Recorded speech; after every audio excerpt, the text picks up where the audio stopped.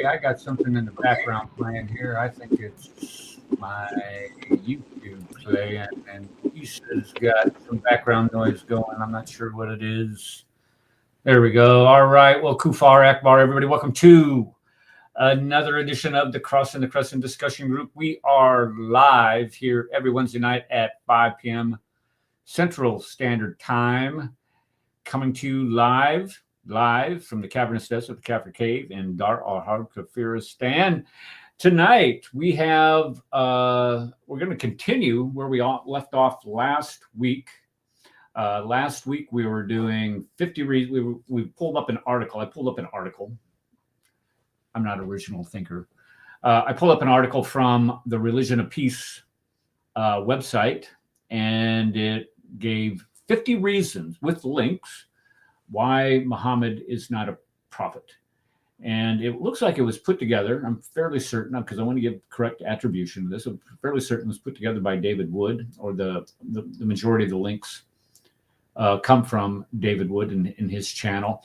But we just want to kind of put our own little special spin on this, on these tonight.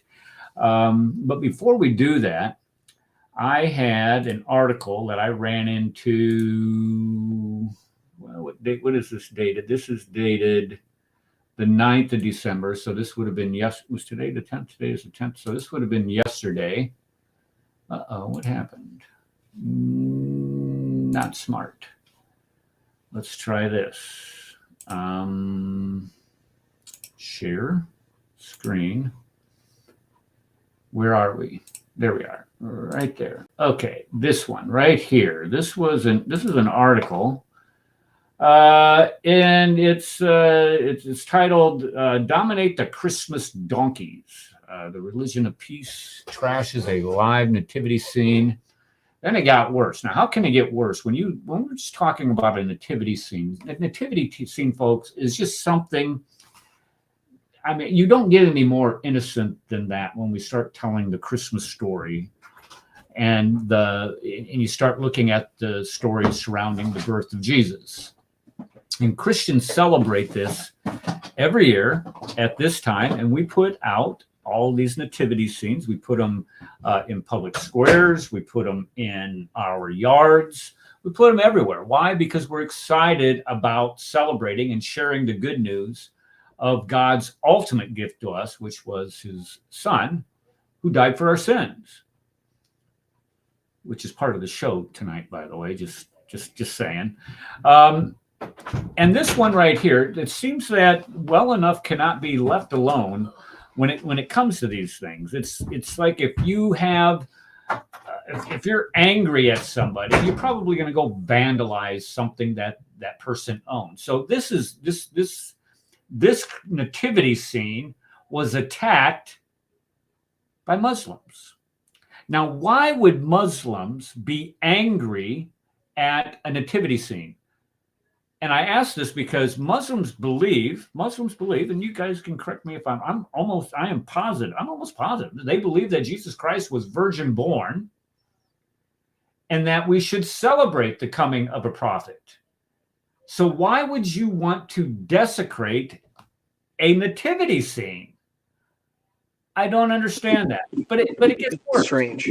And it gets just worse stupid. Issa, were you going to say something?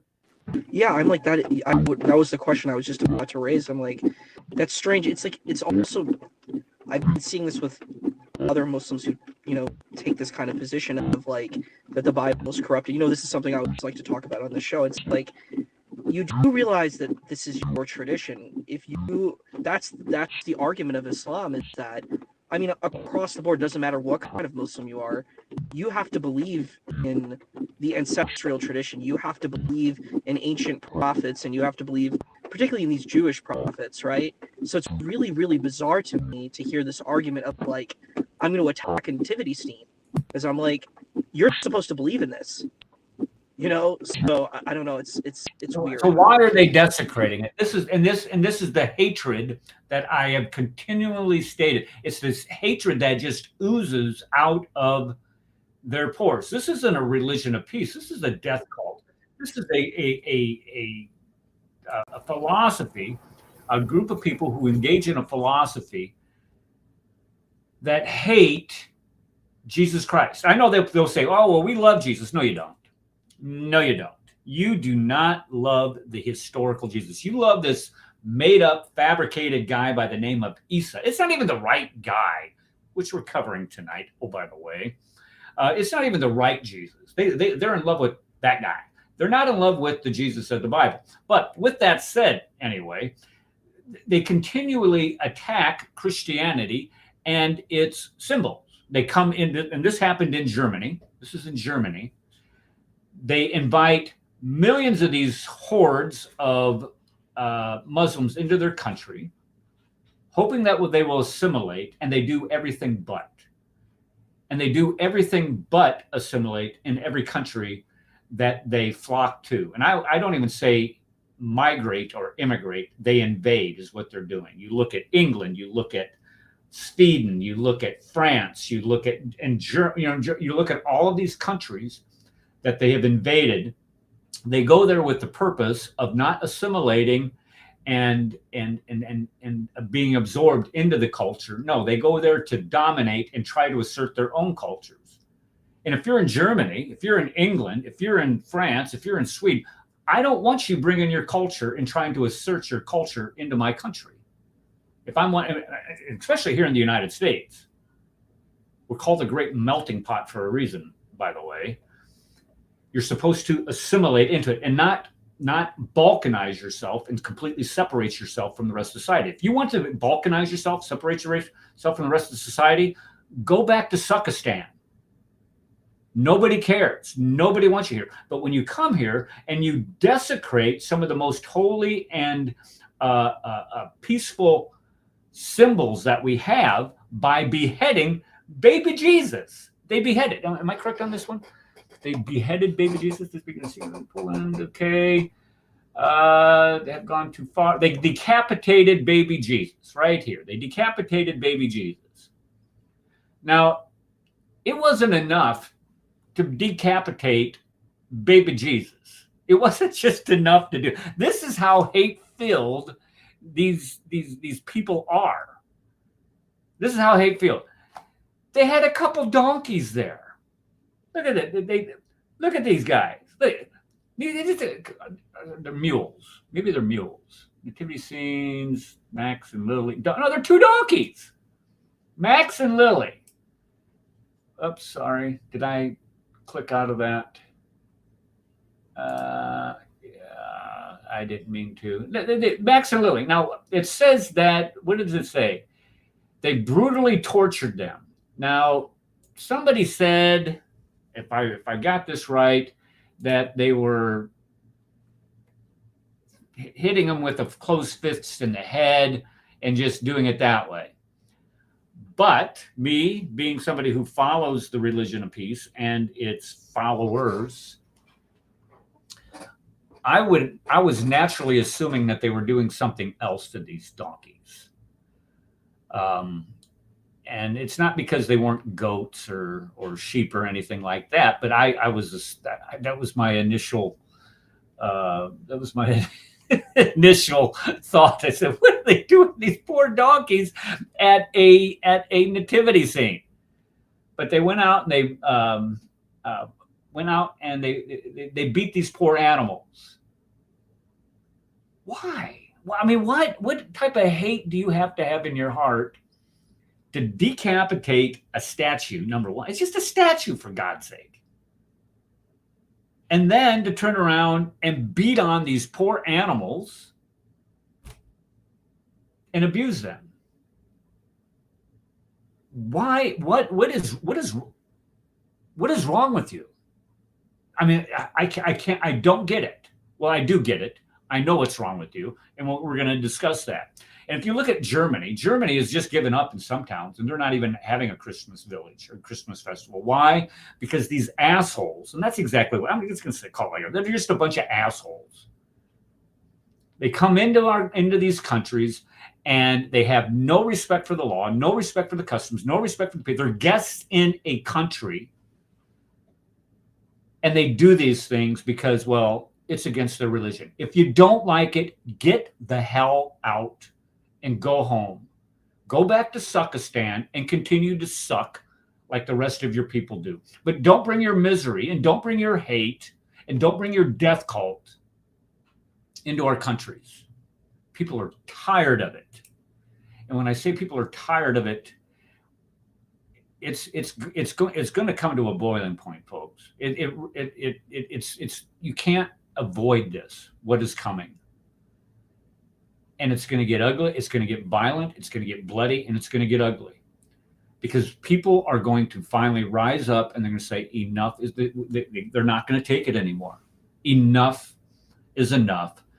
Get the hell out and go home. If you want to suck, if you want to hate, go home and do it. But don't do it around us. Don't do it in all our cultures. Our cultures are peaceful, generally, for the most part. They're orderly, and we don't have people going into public places and decapitating statues of baby Jesus and then going over and violating donkeys. We just don't do that. We just don't violate donkeys here in the West.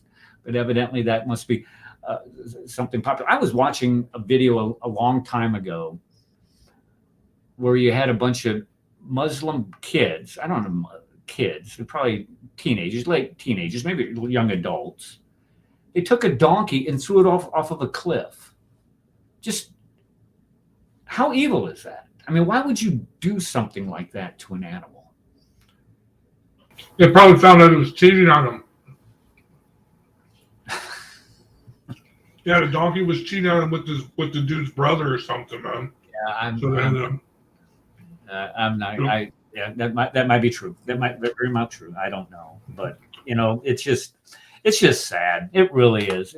When you hate that much, when you have that much hate in your heart, you need to find something else that brings you peace, that gives you some type of purpose in life other than hating. Yeah, Darcy said that she saw that video about them kids throwing that animal, that donkey. I don't know if it was a donkey or a mule. But I can't really tell the difference, but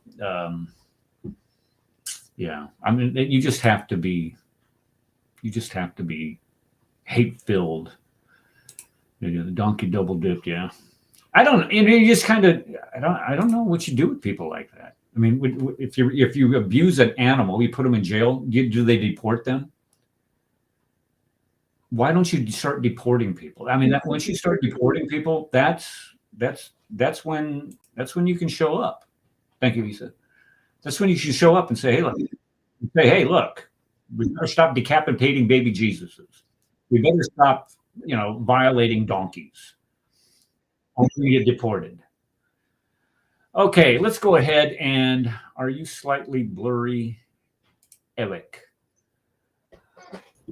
Do you mind if I ask you a question? Oh, do I look slightly blurry, guys? No you more look than fine normal. to me. Okay. No more than normal. Okay. What's your question? Go ahead. Shoot.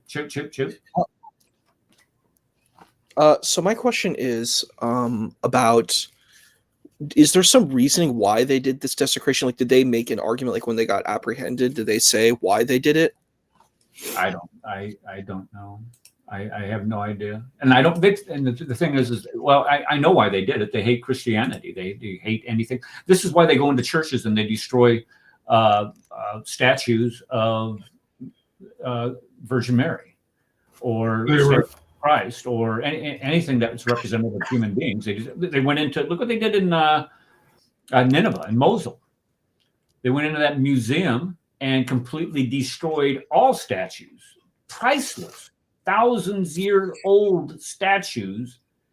They destroyed. Why? Because of some 7th century genocidal, ethnic cleansing, murderous asshole said that they're haram. They were drunk on the jihad, man. Drunk on the jihad. And smoking too much of that tahid. It's a powerful drug, man. Hate is powerful. It's intoxicant. It is an intoxicant. I get it. And the only thing that you can fix something like that is the love of Christ. And you can keep telling them about Jesus. But these guys hate. I mean, and then they're going to decapitate baby Jesus. Give me a break.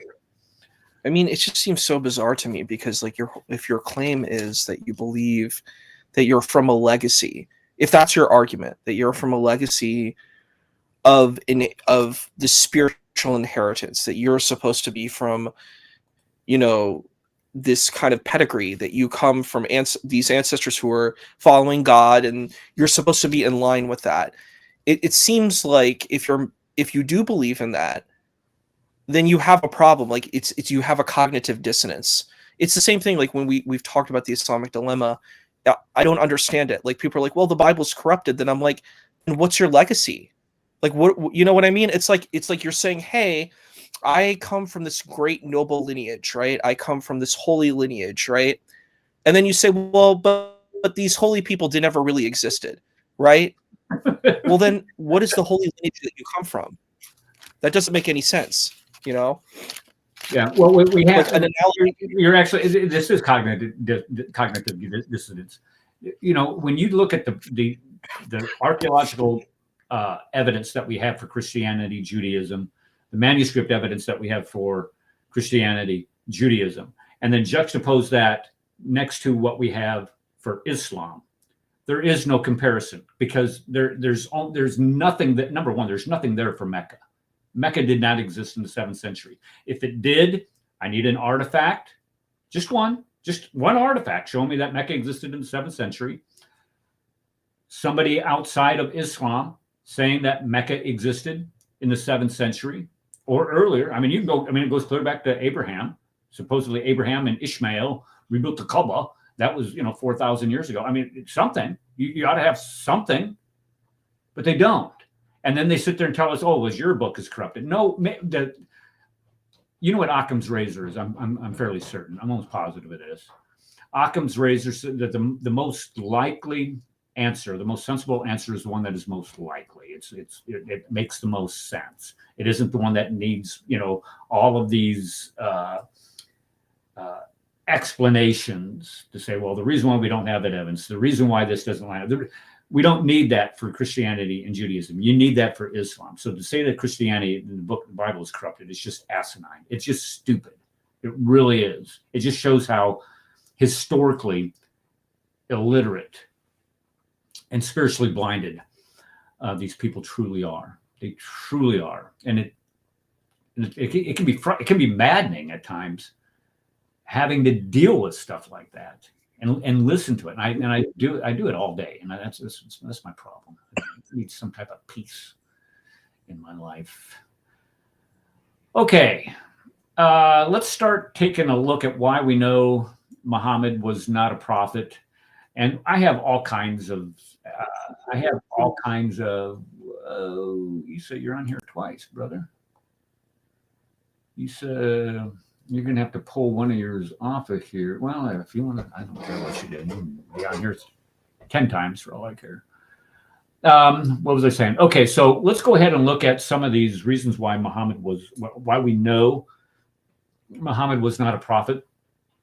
This next one comes from Surah 33, verse 53, and this deals with Muhammad receiving a revelation about dinner guests. Just to give you some idea what's going on. This is my favorite story. Yeah. My favorite Quran verse. Here's what's going on. People are going to visit Muhammad because he's the most popular guy in town. He's a prophet after all. And Muhammad has them come into his tent or into his whatever it is that he's staying in. And all they want to do is talk, because they're talking to a prophet of God, evidently, or this is what they think. And after they talk to him, and he invites them over, and they won't leave. They keep talking to him, and he can't get rid of them. He wants to go hang out with Aisha. So I don't, we really don't know what exactly what he wanted to do, but that's an assumption, a logical assumption, because he was sick. But he gets this verse because he doesn't want to have to come out and tell his guests, say, hey, get out. I got better things to do than sit here and yip and yap with you. I got all these wives I got to take care of. So get out. But he can't say that. So here's what he says. Here's the revelation that Muhammad got from Allah. Now, this is the God of the universe putting it in his last revelation to man. The God of the universe is putting this in his last revelation to mankind. He's putting this provision in there to take care of his dude. Here's what it says. It says, O ye who believe, enter not the dwellings of the prophet for a meal without waiting for the proper time. So he's saying, don't show up early unless permission be granted you. But if you are invited, enter, and when your meal is ended, then disperse. So when you get done eating, get out. Linger not for conversation. Lo, that would cause annoyance to the prophet. So having to talk to you after you get done eating with this guy, that's annoying. He doesn't want to do that. So lo, that would cause annoyance to the prophet, and he would be shy of asking you to go. So Muhammad is too shy to ask these people to get out. So he has to get this special revelation from God, don't you see? But then it says, but Allah is not shy of truth. And when ye ask of them, the wives of the prophets, ask nothing, when ye ask of them, the wives of the prophet, anything, so when you ask anything of his wives, ask it of them from behind a curtain. So you can't even look at his wives. It's the last revelation of God to man, and he's telling people, don't be looking at the prophet's wives. Okay. Let's see here. So I'm not even going to finish it, but I mean, okay, just think about this just for a second. Okay, here is a guy that tells people that you can beat your wives, you can rape your captives, that you can ethnically cleanse the 3 Jewish tribes out of Medina, or you can kill people that criticize him. But he's too shy to tell you, hey, don't hang out in my tent after you get done eating. I'm too shy to tell you to move along. He was just a shy and bashful prophet. Here's another thing on this that should be pointed out. First of all, this is not just the last revelation. This is the eternal revelation. This Quran was recited by the angels from all eternity. Okay, and Allah is constantly reciting his Quran. Okay, for all eternity. Okay, so this whole incident happened in eternity. Okay, even though it didn't happen until a specific point in time. But here's another thing that should be pointed out. His dinner guests are bringing him the food. They're bringing him the gifts, okay, to seek favor in their prophet. And he's sitting there, oh my God, I got more silk, more gold, more whatever. They just keep bringing me these gifts, and then they want to talk to me. I got gifts to open. Go away. You know what I mean? This guy is, no, seriously. And you say that to Muslim, and they think it's just a wonderful thing. Yes, being a prophet's a busy thing to do. Yeah. It's a busy job. Prophet, what are you guys doing? Yes. Yeah. And look, he was really bashful. He didn't want to. He was just too shy. He didn't want to tell them directly, so Allah had to tell him. And now think about this. This is coming from his mouth. By the way, guys, Allah wanted me to tell you, because I can't tell you, but Allah can tell you to shut the hell up and get out of my house after you eat the food that you brought me, and leave me alone. You saying, yeah. Mm-hmm. Oh, if you can't, and here's the problem: Muslims can't see this. They absolutely refuse to see the what's the word I'm looking for? Where it's so. Golly, what's the word? blindness. No, well, it is blindness. It's spiritual blindness. I get that. It's so patently obvious that this guy's a fraud. but they cannot see that. They cannot admit that. This is why I'm saying this is a spiritual blindness that they have. Well, they start out with the. This is how obvious that this guy, he's making it up, and we're going to be looking at other verses where he's making it up on the fly. Then you're either really a really stupid human being, or you're spiritually blind. Or both. But they start out with the premise that this Muhammad character is the Fantastic Four, the Justice League, all the comic book superheroes combined into one, and he's perfect.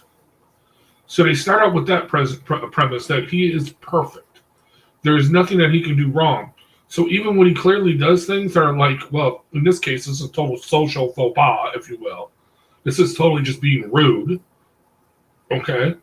Or just things that are just totally, completely evil and wicked. They are confronted. So they're perfect example of mankind. They're a superhero of superheroes who can do no wrong. Clearly, in these cases, this is not him doing wrong. This is him doing great things. And there is a reason and a purpose for it. And they will dance around and come up with bizarre, purpose for it. I'm working on a thing. I'll release it this, but later in the show, maybe we got time. I'd like to bounce this off you. Compare Muhammad and Zainab to David and Bathsheba. Mm-hmm. Do you see what I'm saying? Two things, and the response from God in both these instances. Exactly. Yeah. Because what did David do? Yeah. And what did Muhammad do? Yep. Exactly. David repents in sackcloth and ashes, and Muhammad gets a revelation saying it's aight. Yep. Yeah. It's sick. All right. Let's jump to the next one. Okay. Look at here, Dr. Phobia in the house. Thank you for coming, sir. All right, so here's the next one. All right, the Quran declares that Christians find Muhammad mentioned in our scripture, yet our scriptures call Muhammad an antichrist. So the question is, okay, well, first off, what does the Quran say? Well, Quran 7, chapter 7, verse 157. Surah 7, ayat 157. Talks about people saying that, or Muhammad saying that you will find me in the Gospels, in the Torah and the Gospels that you have with you. That's what's between your hands. That's 7:157. So he's saying you will find me in your book. And then you hear all these arguments saying, well, we don't know if the Christians in Mecca or Medina at this time had the right Bible. They might have had it. Shut up. That's just desperation. But I'm just telling you what these people do.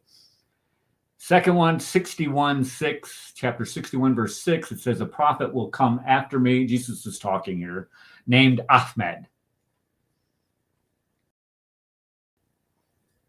I think God Logic does this quite a bit. He says, well, where do we find Jesus saying this outside of the Quran? Or we can find somebody say that Ahmed. We can't find it anywhere in the Bible or any other writings. That's a lie. And then the last one, chapter 3, verse 81. Now that I have given you the book and wisdom, if there comes to you a messenger confirming that what you have, you must believe in him and support him. So when you get a messenger, supposed to be Muhammad, he's supposed to confirm what they have. Here's the problem. We have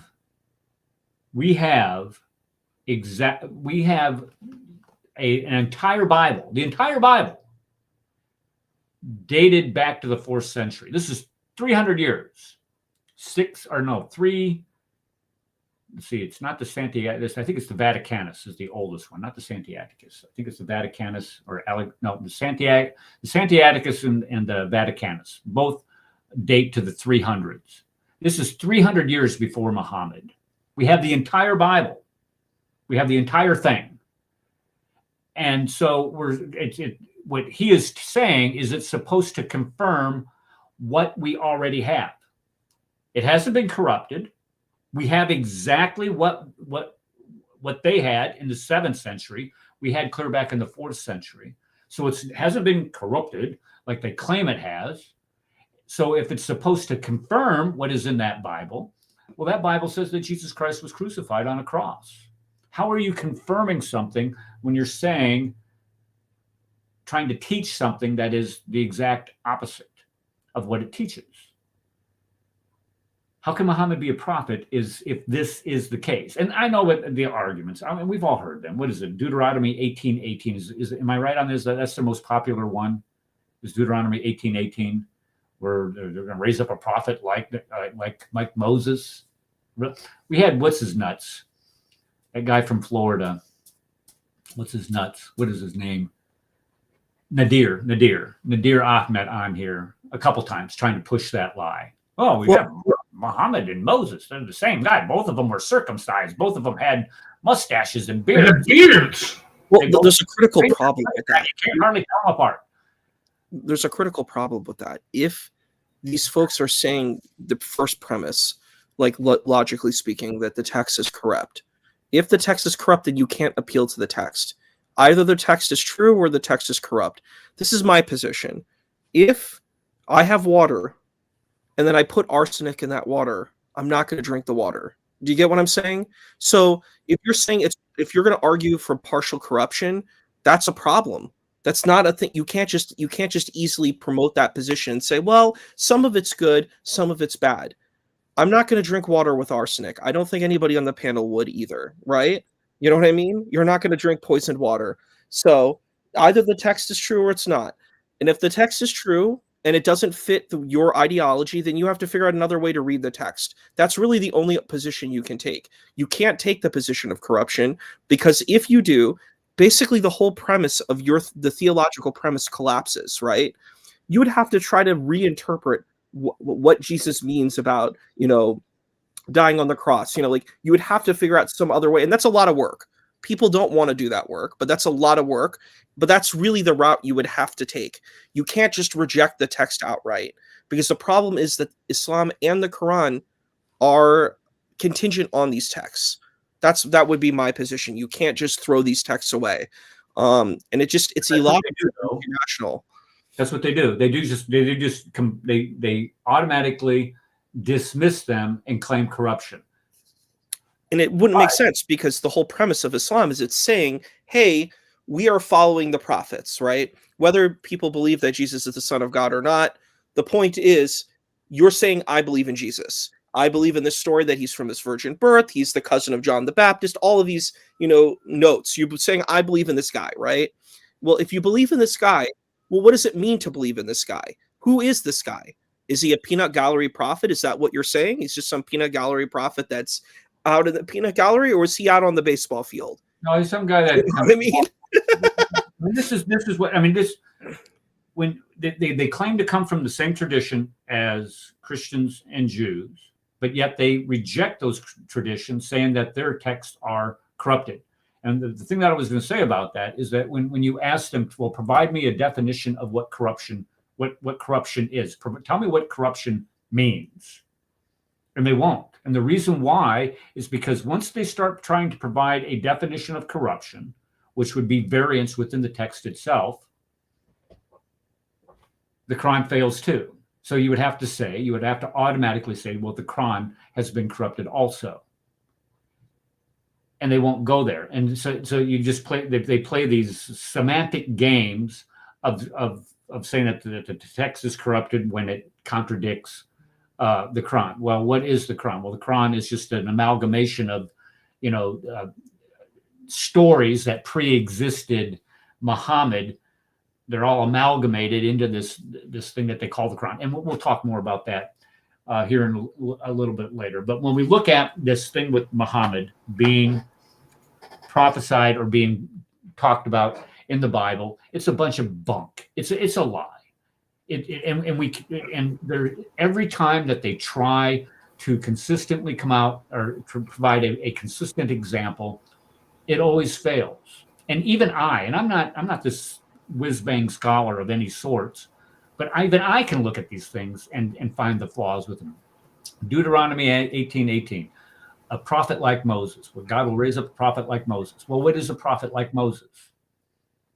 Well, in that same book that they're quoting from, Deuteronomy, if you go to chapter 34, it tells us what a prophet like Moses is. Somebody who's done many miracles. Muhammad didn't do any miracles in front of people. I mean, that's what it says. Nobody performed as many signs as like Moses. Then they go to, what is it? Song of Solomon, 5:16. Then you know, the phonic fallacy thing where they try to turn a word into, what the heck is the word? Ahmed or something like that. Into Muhammad. right there. And this is Mahmadiyya. between Solomon and yeah, that's stupid. And then you get to Isaiah 29:12, where we have an unlettered man reading from a book. Oh, there's Muhammad. Well, they refuse. What they forget to do is they forget to read the previous 11 verses that tell us that person is somebody who's in rebellion against God. So if you want that to be Muhammad, okay, there you go, fine. Well, here's the thing. problem is you think that the book is corrupted. So, like, even if we grant that position, if you think that these texts are corrupted, then you lose everything. You don't have the right to go to these texts and hold them as authorities if you think that they're false. Either they're true or they're false. You know what I mean? And if you can try to say, well, I want to do a position of interpretation. That's a fair way to go about it. But if you're going to go and say, no, it's all bad because I don't like what it says, well, then it's like saying, hey, I want a house without a foundation. How does your house, exist if it doesn't have a foundation? It's going to collapse. You know what I mean? Or you're just a house of cards where you just do a blow and your whole house falls down. That's a terrible position. What's called the Islamic dilemma. And as of yet, I mean, they've tried what I've seen online, and even some of the videos from Daniel Hakachu, who has to be honestly the dumbest Harvard graduate ever. I mean, seriously, after listening to him.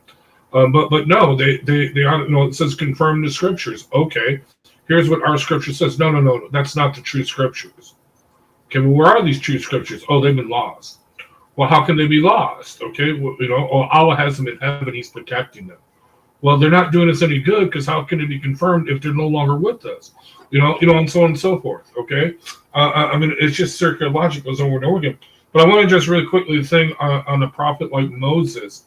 The Bible says that, well, God says in Deuteronomy, I think it's Deuteronomy, He says that I speak to the prophets and prophetess or whatever, and the priests through dreams and visions, but not so with my servant Moses.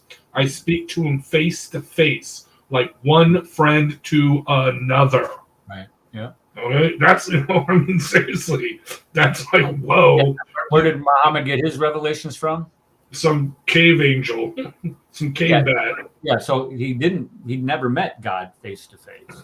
Well, hold on. Del Zoot. I mean, don't forget Del Zoot. What they'll do is they'll say, well, no, what about the Mirage, where he took his flying pony up to Jerusalem one night and went up to the 10th heaven or whatever it was.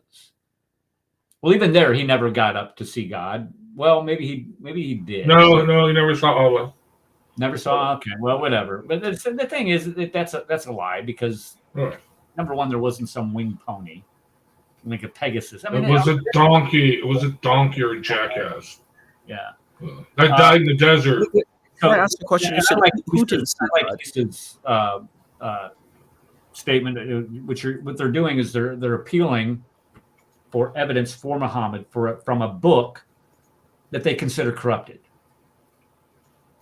It makes zero sense, and the books that they do appeal to confirm the Quran were for centuries. Previous centuries declared to be heretical writings, Gnostic writings, apocryphal writings, books that were written 200 years after Christ. The Great Treatise of Seth, which is a completely different genre of all of these things that find their way into the Quran. Those were supposed that we know that predate the stories that predate the Quran, that have nothing to do with the Bible. Those we're supposed to believe. But the ones that come from the Bible that contradict the Quran, well, no, we can't believe those because the Quran says that they're false, because the Quran, it lines up with heretical writings. No sense. There was somebody up the ziggurat guy here. What's his name? Up the ziggurat. Lickety. Anyway, he's talking about here I would like to see if you can put a citation there, because I was teaching this a couple weeks ago in class. We're talking about Osiris judging the Egyptians when they go on to the dead. What they do is when they embalm somebody, they leave the heart in the body because the heart has to be judged by Osiris. Or maybe it's Osiris that takes them to the god who I can't remember exactly how it got. It's polytheistic ideas. They're just amazing. But if you could cite that, I'd like to see a picture of that, and maybe even show it in my class. Okay. Wait, Isa, you were going to say something? Yeah, I had a question. Who didn't see God, like in that narrative? I wasn't sure. I missed that one point. Muhammad never saw Allah, never saw the face. Oh, you're saying that in that narrative. Okay. Yeah. Well, it's actually really interesting. Never went to Jerusalem to begin with. Aisha says that he was in bed all night. This is just a dream he had. So we're supposed to. And it is a debate within the Muslims because Muhammad had a dream about it. Don't you see? And that's the interesting debate. Did miracles occur? Did miracles not occur? And that is a big debate. So the Muslim community is not monolithic. This is one of the big debates. Was this a vision, or did this actually happen? Did miracles occur, or did they not occur? And that changes a lot of different things on how we're framing how we see the Prophet of Islam. It does change a lot of different things. It's like you almost have very different people that exist depending on how we look at these narratives. Well, I think it's the Salafi position that Muhammad performed no miracles. His only miracle was the Quran, because he was illiterate. I mean, no, it's totally stupid. But then other people, I'm like, okay, so you believe in a person that could not perform miracles, but yet he wrote. Anybody could write a book, dude. Okay, but he was illiterate. So what? He could go to, which he did with their. He went to paid scribes. Okay, all right. No, this is not something that's besides. It actually is a literate book because it's mumbo jumbo. Okay, and then they claim, well, the mumbo jumbo is a miracle of Allah. Especially when they have verses that make no sense. Okay, they just say, well, only Allah knows the meaning of those words. It's like, really, dude, no matter what, they will consider it a miracle. And, I mean, like I said, they start off with this presupposition. That presupposition can never be challenged. Even to question if Muhammad had any kind of sin or any kind of flaws, puts you in kufr. You know what I mean? It puts you as a non-believer. I think we have to be objective too, brother. I'm like, if people view this, if the text in and of itself is miraculous, then that would mean that every person who's Arabic speaking would believe in the religion, and they don't. So that's a problem. That's just not. You just can't take that position. So there's a lot of Arabic speaking people who might be Jewish or Christian or Druze or other different kinds of backgrounds, and they don't take your standard Salafi position. So there's a reason why they don't. So I mean, the linguistic argument is not a really great argument in saying, well, the text is unimitable, right? Like you can't imitate it, right? Well, I mean, the Yellow Pages is perfectly preserved as well. I mean, does that mean that the Yellow Pages is divine? These aren't very good arguments. You know what I mean? Oh, exactly. Or better yet. Have you seen really good counterfeit $100 bills? Not that I print them out myself, but I've seen very good ones. They will even pass the ink test. But when they hit the bank, okay, forget about it. They're flagged. Okay, all right. Now here's the thing. It's perfect. It is beyond perfect. It passes everything except the serial numbers repeated. Okay, this is how they flag it. Okay, all right. But what I'm saying is this: it is perfect in every way. but it's a forgery and it's completely worthless. And if you try to pass it, it will get you thrown in jail. You know what I mean? Or you can forge. There are perfect. We don't even know, especially after World War II. We don't even know the paintings in the museums anymore if they're real or not. You know what I mean? If they were forged before 1945, before we started blowing up atomic bombs, the paint is perfect, dude. You can't even judge it on that. So we don't even know. So you can have a perfectly forged Mona Lisa that is perfect in every dimension, but it's still worthless. So the whole thing, perfect preservation, even if that's the case, if it is from the demon pits of hell and it's perfectly preserved, what good is it going to do you? You know what I mean? Anyway, that's my rant for the evening. Okay, let's get back to this. What we were talking about, the furthest mosque that Muhammad was supposed to go to. Our friend John Isaac, who is Egyptian, sent me this article here, and it talks about how there's a lawyer in Saudi Arabia that claims the Al-Aqsa Mosque that Muslims claim existed at the time of the Mirage. Mirage would have been, I think, 623, 624 time frame, somewhere around there, that Muhammad supposedly got on this winged Pegasus, this Buraq that he calls it, flies up to Jerusalem. Well, what he is saying, this lawyer is saying, no, this farthest mosque, because it doesn't say the Al-Aqsa Mosque, it just says the furthest mosque. And so what he's claiming is that this furthest mosque, Al-Aqsa, is 18 miles north of Mecca. It's not Jerusalem. And anybody that knows anything about history, Al-Aqsa Mosque, well, number one, the Dome of the Rock, there's no Muslims in Jerusalem in 623, 624, 620, 32 or whatever when Muhammad died. There's no Jews there or Muslims there. None, zero. So if there's no Muslims, there's no mosque. So how can he fly to a mosque that doesn't exist? The Dome of the Rock was not built until 691, I think it was. That's 60 years after the death of Muhammad. And the Al-Aqsa Mosque is not completed until 705. So how can you have how can Muhammad go to a mosque that does not exist when you have one in reality just 18 miles away, where it says the furthest mosque, which might have been Mecca or 18 miles north of Mecca, when he supposed, this is before the Hijra, if I'm not mistaken. I'm willing to be, no, I don't think I'm wrong on this. This is before the Hijra. So this could very well be what he was talking about. But the fact of the matter is that Al-Aqsa and the Dome of the Rock did not exist at the time of Muhammad. So he therefore could not have flown to the Al-Aqsa Mosque to go meet up with his God. So it's a bunch, and none of it makes sense. None of it makes sense when we look at the historical reliability of it. Okay. Can we go on? Can we go on? This is the one that we beat to death about him being found in the Bible, and he's just not there. If he is, somebody, please correct us. Please correct us. Come back in here, put it in the chat, put it in the show notes or whatever, your comment section. I don't care, and I'll answer you, because there's no way in Hades this guy was a prophet. There's no way in Hades this guy is mentioned in our scriptures. If there is, let us know. Please tell me. Fact of the matter is you can't. All right, next one. Well, if you wanted to, then you first have to believe that they're not corrupted first. That's like the first step. You have to believe the texts aren't corrupted. So yeah.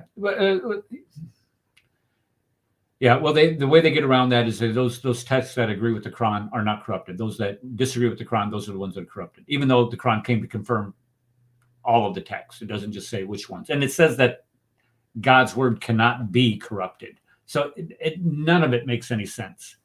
It definitely wouldn't make sense. Like, even if we looked at that, if God's word can be corrupted, then what kind of God are we worshiping? Like, that's a really important question to ask. If you believe that there are divine texts and a simple human can manipulate God's word, well, you have several options with that. Either God is weak, or God is a deceiver. Do you want your God to be a deceiver or weak? I don't know. I don't think that's a God you should worship personally. That's one of the things that we have in here is that he is a deceiver, if I'm not mistaken. I doesn't know Miriam out to the Quran. Oh, well, we'll get to it. Okay, this next one. Let's see here. In the Quran, Allah promises to kill Muhammad by severing his aorta if Muhammad invents a false revelation. When Muhammad died, he said that he could feel his aorta being severed. So, talk about explicit evidence that is being completely ignored. You go to Quran chapter 69, verses 44 to 46. It says, had the messenger made up something in our name, we would have certainly seized him by his right hand and then severed his aorta. But then we have a hadith. Let's see. It says if Muhammad invents false, interesting. Muhammad died in agony, saying that he could feel his aorta being severed. So, is this a coincidence, or is this just an affirmation that he was in fact a false prophet? And I think it's just an absolute affirmation that he was a false prophet, if this is in fact what he was saying. But then again, that would be a revelation that he would have received, and we know that he didn't actually receive revelation. No, if it would have been a satanic revelation, then it would have been. And this is what I think Islam is. It's a satanically inspired thought process. Do we have anything we want to say about that? That one's kind of obvious. There's not much more we could add to it unless you guys got something to say. Anything? Anybody? Bueller? Okay. Next one is the Quran presents a test for divine inspiration, but fails the test. So if we look at Quran chapter 4, verse 82, it says if the Quran were from anyone other than Allah, it would be filled with much discrepancy. 3 problems with this test. Number one, first, why much discrepancy? Why not just one discrepancy? If the Quran has one discrepancy in it, it can be obviously demonstrated that it's not from Allah, or that all of, because you have to accept all of the Quran. That's you're considered apostate if you don't accept all of the Quran. And I would simply just go 4:157. That's all you got to ask. Show me anybody from a legitimate theological source, a journal that, like a peer-reviewed journal, that has said that Jesus did not die on a cross. He was not killed. I was doing this the other night with is either Grok or Chat GGP. I was trying to nail down on it because it comes back and says, well, because I said provide the evidence that Jesus was, or the Quran is wrong where it says that Jesus was not crucified on the cross. And it comes back and it basically said that it could not tell me with an affirmative that Jesus was not crucified on the cross, because that would then be contradicting or affirming that Islam is wrong. It says it can't do that because of, I don't know, maybe he's an Islamophobe or she's an Islam or whatever the problem is. So what it did was it gave me a compare and contrast the two and say, okay, well, history says that Jesus Christ was crucified on a cross, and then you have the Quran. One is historically demonstrable, and then you have the Quran. The other one is supported by all kinds of evidence from not only the Bible, the Gospels, but also extra biblical evidences of people saying that Jesus Christ was crucified on the cross. And then you have the Quran. But it did cite 3 sources, I believe. It said that the Great Treatise of Seth was one of them. And there was some pseudo gospel of somebody. I can't remember who it was. And then it cited the Basilides. The problem is that the pseudo gospel is, number one, considered a heretical text. So if you're citing heretical texts, known heretical texts, to refute widely accepted throughout all of written history of Christianity, where church father. I mean, you have a chain of written affirmations all the way back to the apostles of Christ. All of them, all of them affirm that Jesus Christ was crucified on the cross. And then you have this one known heretical text that is a Gnostic writing. And then you have this other heretical text, the Great Treatise of Seth, that's not even, it's apocryphal writing. And then you have this group called the Basilides. And the Basilides, if anybody doesn't know, the Basilides, and I'm willing to be wrong on this, but I'm fairly certain it's the Basilides was that group that the reason why they denied the crucifixion of Jesus is because, am I on the right track here? I don't want to, but the reason why they denied the crucifixion of Jesus is because he didn't have, he did not sin. And they said that the flesh is sinful. So if he in fact had flesh, then he would have sin. So therefore he could not have been a real human being. He had to be a spirit. So therefore you cannot crucify a spirit. So therefore he wasn't crucified. If that is the evidence that you're going to use, then you have a problem. You have a severe historical problem. So much discrepancy, one. Number two, this verse is correct. Any book that doesn't contain much discrepancy, let's say second, if this verse is correct, any book that does not contain much discrepancy must be divinely inspired. So if you look at a children's math book, first grade math book, 1 + 1 = 2, 3 + 4 = 7, 7 × 2 = 14.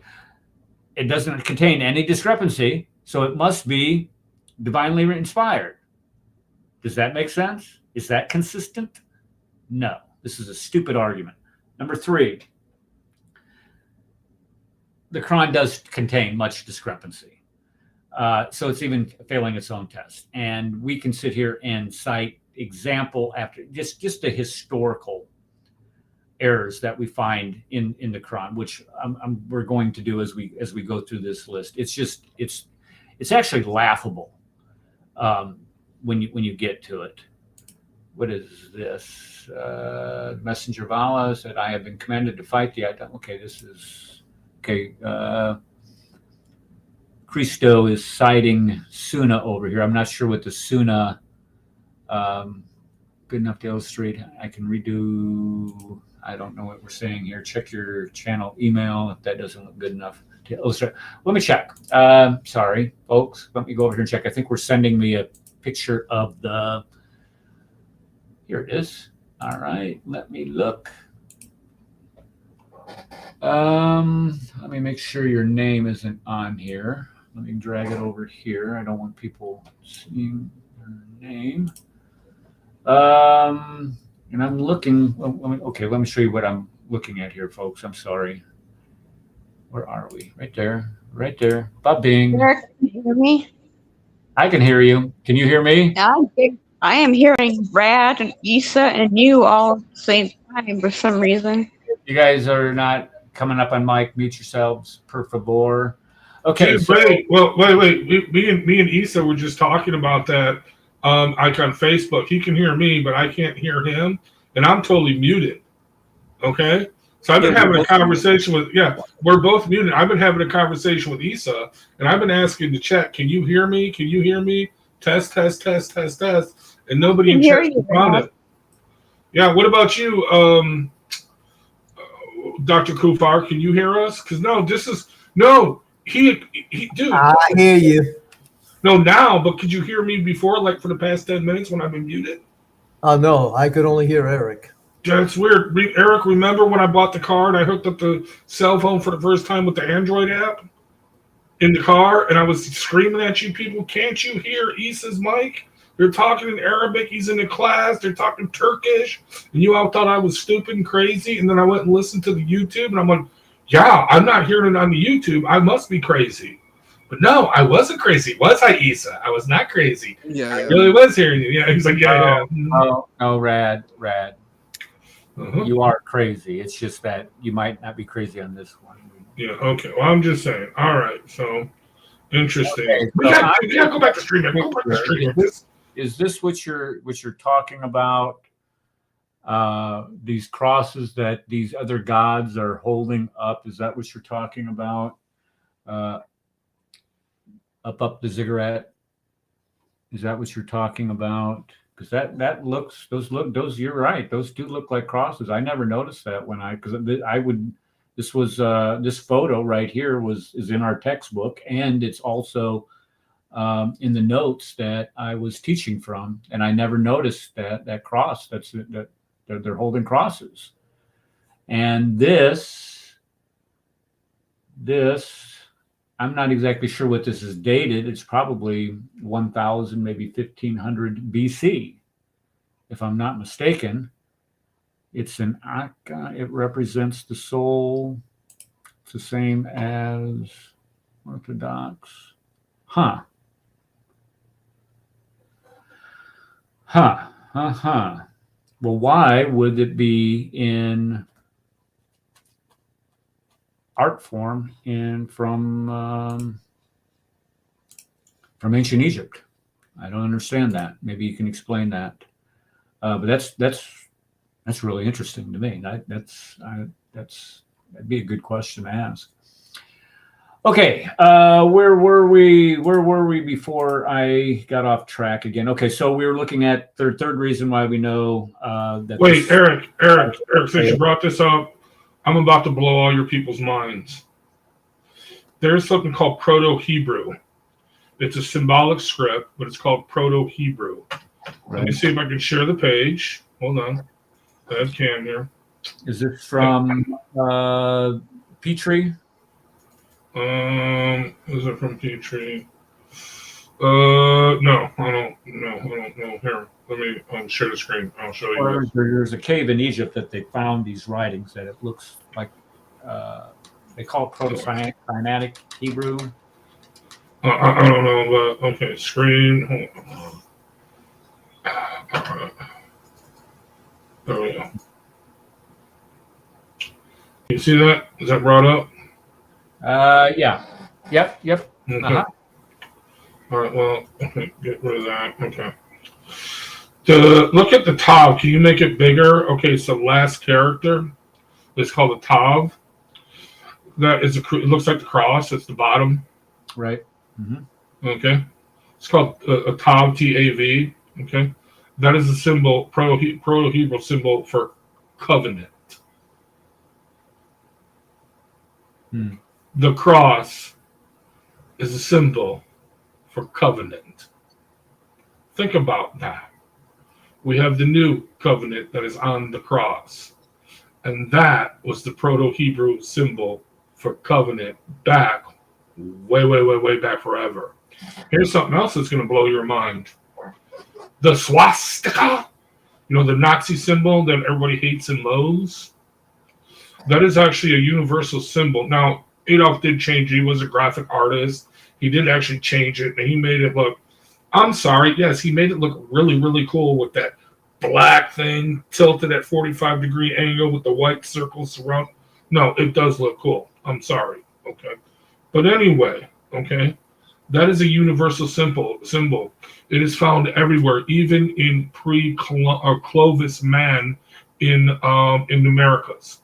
That's before Native Americans, before they became Native Americans. That's 10,000 BC, basically. Okay? And this cross, it's called the Broken Cross. It has many other names, but it is always a symbol. It comes in different configurations, but it is always a symbol for good tidings, good harvest, good news, good things to come, good fortune. Think about that. Why do we have the cross as a new covenant in Proto-Hebrew? Why do we have this cross, this symbol all over the world that is like new covenant, new awakening, new renewal, good harvest? Why do we have that? And these people are disjoined, disconnected by massive continents and thousands of years. But yet we have that. To me, that blows my mind. You know what I mean? That's interesting. It's very interesting to see that. I took a class a number of years ago on Hebrew, and this was the. Let me get the. I'm gonna pull you off. Can you hide your stream there, Brad? Or can you? Yeah, I got it.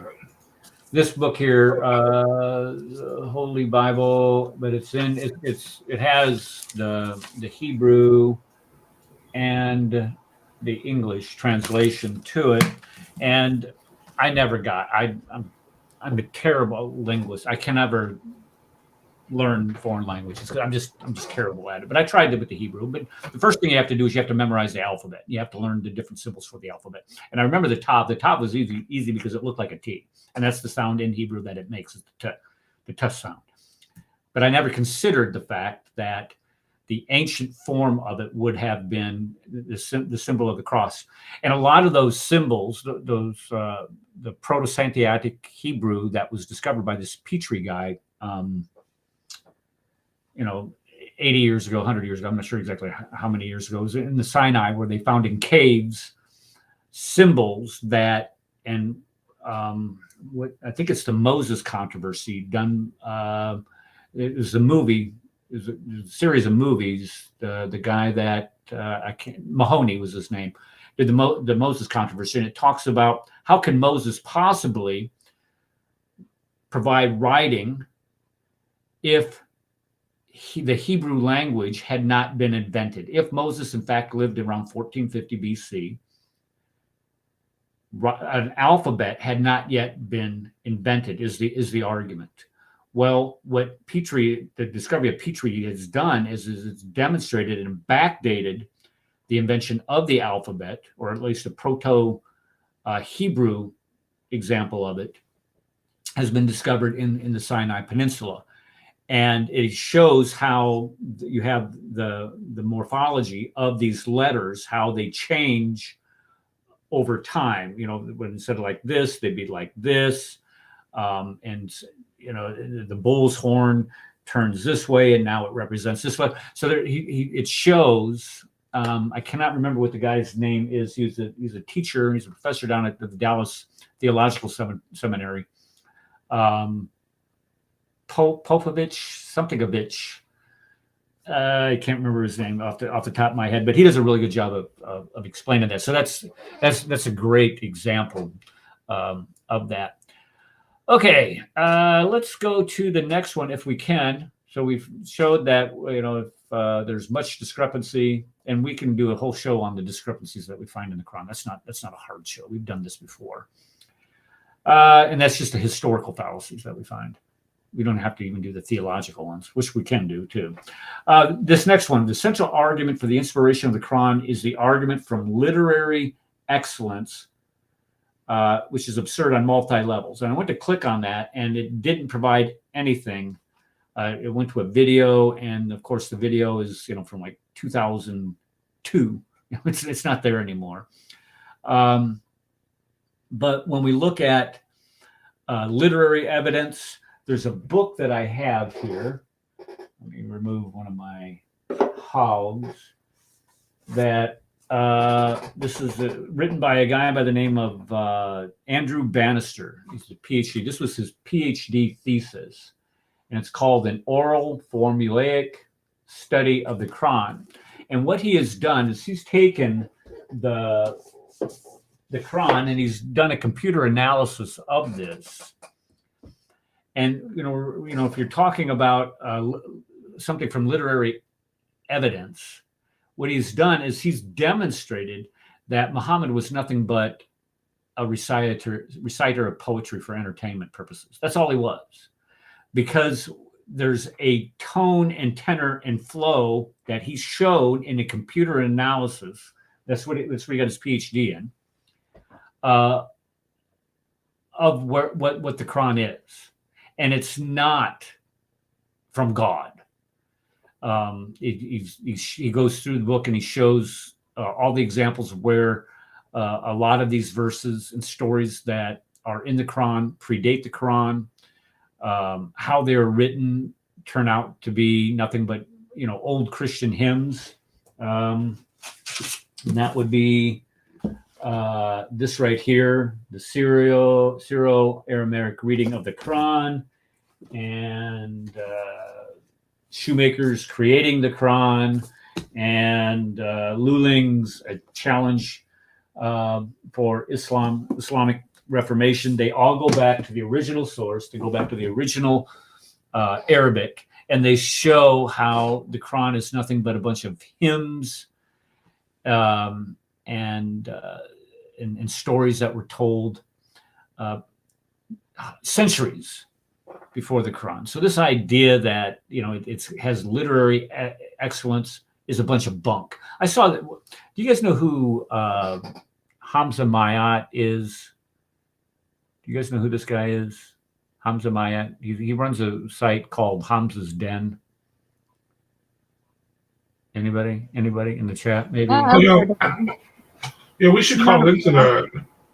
Yeah, we should call into that sometime.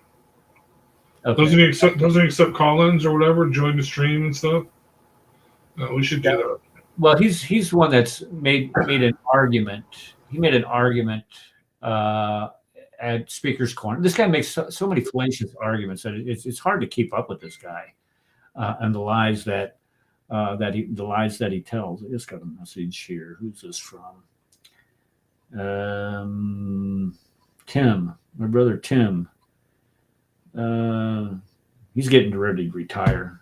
Tim Lutz, great guy. He's made so many errors at Speaker's Corner. I mean, one of them was where he talks about how can Muhammad know that pharaohs was just a title, and they used to be called kings. Who would know that? Nobody had the Rosetta Stone and could have interpreted that.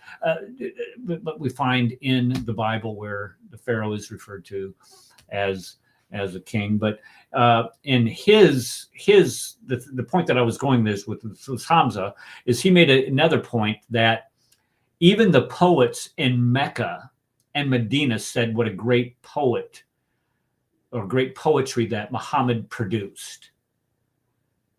Okay. Prove it. Where are you getting this information? Do you have the writings of the poets from Medina in the 7th century? The writings of the poets that lived in Mecca from the 7th century?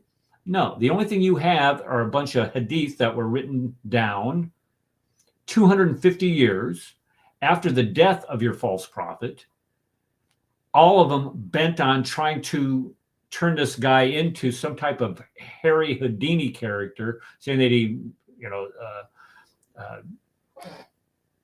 had all these miracles and was this great guy and put everybody else's poetry to shame because his was so superior. Shut up.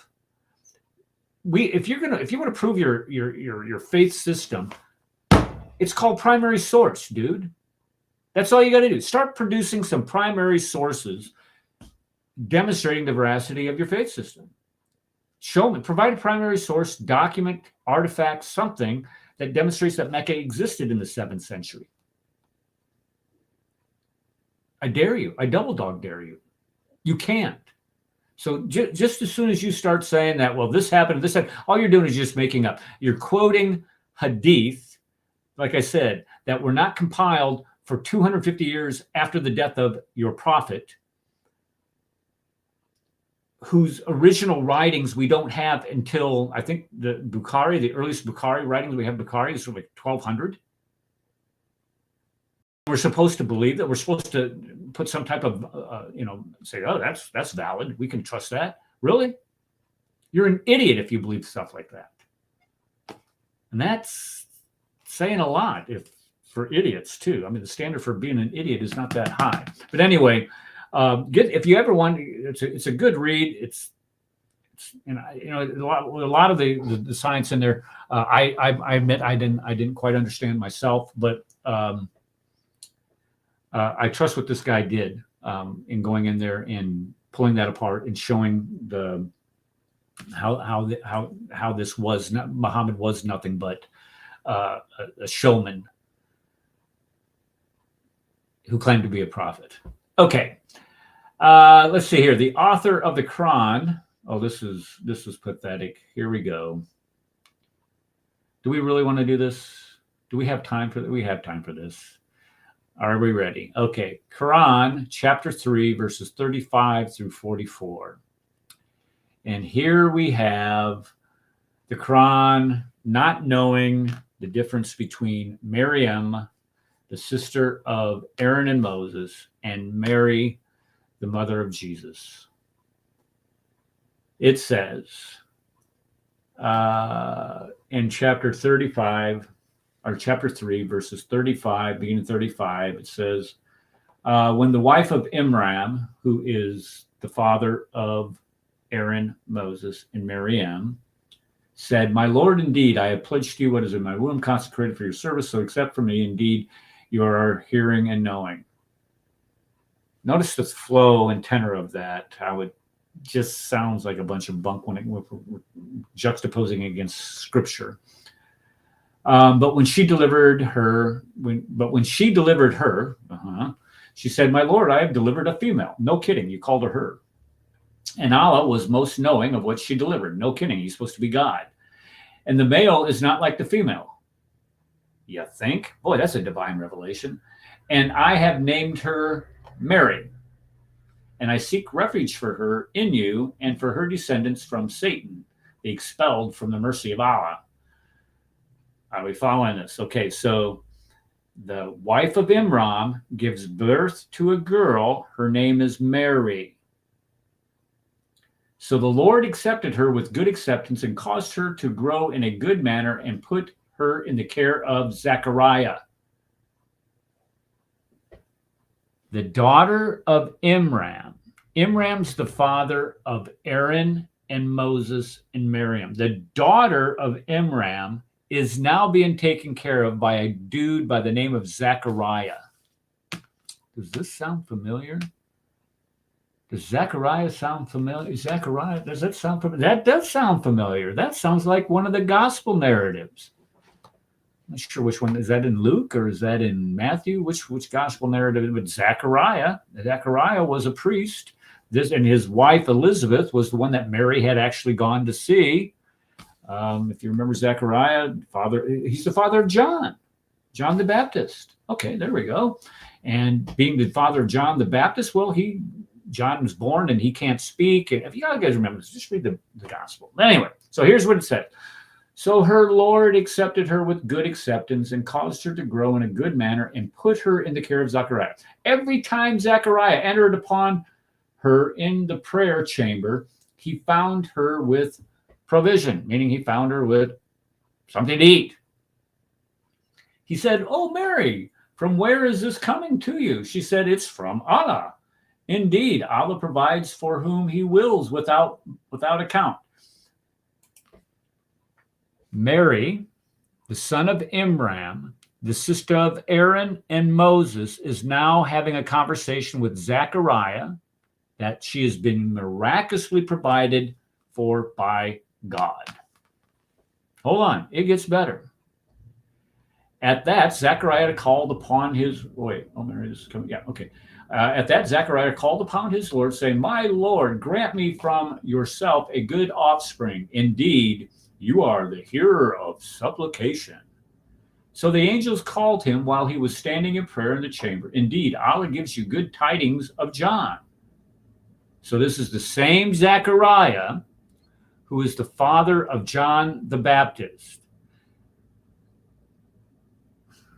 Moses lived, Miriam, the daughter of Imran, lived 1400 BC. Zechariah, the father of John the Baptist, lives in the 1st century. And this is not a problem. He said, okay, so the angels called him, confirming the Lord from honorable, sustaining from women, prophet from Allah. Okay, he said, my Lord, how will I have a boy when I have reached old age and my wife is barren? That is the same Zechariah that we find in the gospel narrative. The angel said, searches Allah, does what he wills. He said, "My Lord, make for me a sign." Hold on, guys. Let me just finish this. So, as a matter of fact, I'm going to put this up on the screen. So, because I just, you can't just read it. Well, you can, but I want to make sure you all see this. All right. When a sign, you shall be the people. Speak for people for 3 days, except by gesture. Remember, okay, it was the entire time that his wife was pregnant anyway. And mention when the angel said, "O Mary, indeed Allah has chosen you and purified you and chosen you above the women of the world. O Mary, be devoutly obedient to your Lord and prostrate about prayer. And you were not with them, and they cast upon their pens." So her husband, or was it her father, was chosen by lots? Her husband was decided by throwing the lots. This story comes from the Proto-Evangelium of James. This is dated 150 to 200 AD. Folks, this is bunk. Mary is not the same Mary. The Mary, and what am I doing here? Why is that? There we go. The Mary that we find in the Quran here is supposed to be the same Mary that's the sister of Moses and Aaron and the mother of Jesus. If you can't see that this is a historical error, then you're just blind. Muhammad makes this error of calling Mary the sister of Aaron. I don't know how many times. There's like 3 or 4 times in the Quran where Muhammad makes this mistake. And he makes this mistake, and in order to justify this mistake, a hadith is later developed saying, well, this is just how people referred to their aunts or whatever it was. I can't remember exactly what it says, but it was an excuse because people realized that Mary, the sister of Aaron, is not the same Mary as the mother of Jesus. People began to realize this, and they're pointing it out in the Bible. Saying, look at right here. You're an idiot. Oh, no, we got to have that. We come up with these hadiths. Okay, what were you going to say, Isa? Or who was it that was going to say something? Was somebody going to say something? Oh, that was me. What was it? Go ahead. No, I was going to say that there's another problem in the Quran because Zechariah is the father of John the Baptist, correct? Correct. Yep. But in the Quran, Zechariah is also a prophet. But the prophet Zechariah is from around 500 BC. So it's talking about a prophet that lived 500 years before John and his father were even born. So he's confusing another person with Zechariah from the Gospels with another prophet or somebody that was mentioned in the Old Testament books? The 25 prophets that are mentioned in the Quran, Zechariah and Yahya, which is supposedly John the Baptist, those two are prophets. But we know that the father of the real John the Baptist, he was just a Levite priest. Correct. But the Quran elevated him from a Levite priest up to a prophet. Now, the other problem is that the Quran has Mary living in the temple. That's a no-no. Women are not allowed in the temple, let alone live in the temple.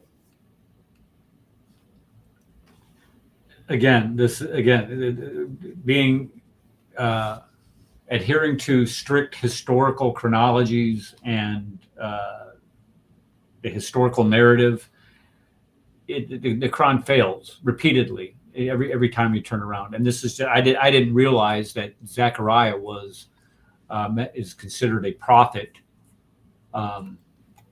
in the Quran. I didn't realize that. Yeah, he's like one of the 6 prophets. There's more, but 6 right off the top of my head that we know were not prophets. It's Ishmael, right? Ishmael is a prophet in the Quran. Lot is a prophet in the Quran. Yeah, that's a joke. Yeah. Zechariah is a prophet, and then there's 3 guys that I've never heard of: Hud, Saleh, and Shuaib. No idea who they are. No idea how they became prophets. And the Muslims don't really have a good argument. All they say is, when I've tried to debate them, was, well, I mean, the Bible doesn't say that they're not.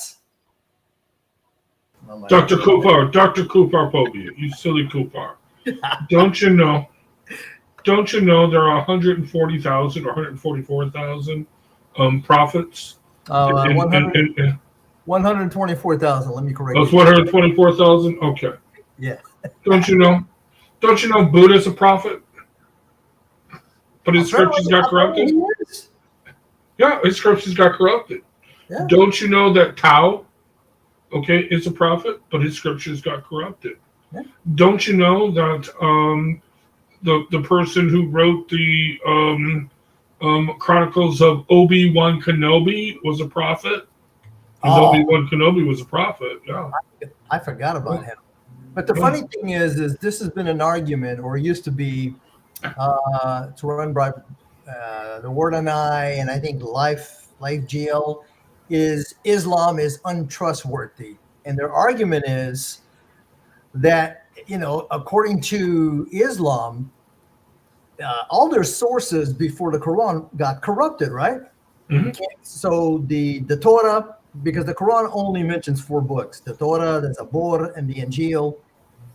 Now, why the Quran is mentioned as a book in the Quran, I have no idea, because it wasn't a book at that time. But, hey, Allahu Alam. But Muslims will tell you that the Torah has been corrupted, changed, whatever. They never really talk much about the Zabur, which is supposed to be the Psalms.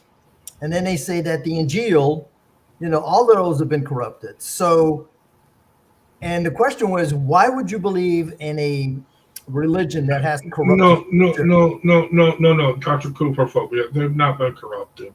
They've disappeared. And Allah is protecting them in heaven from being corrupted.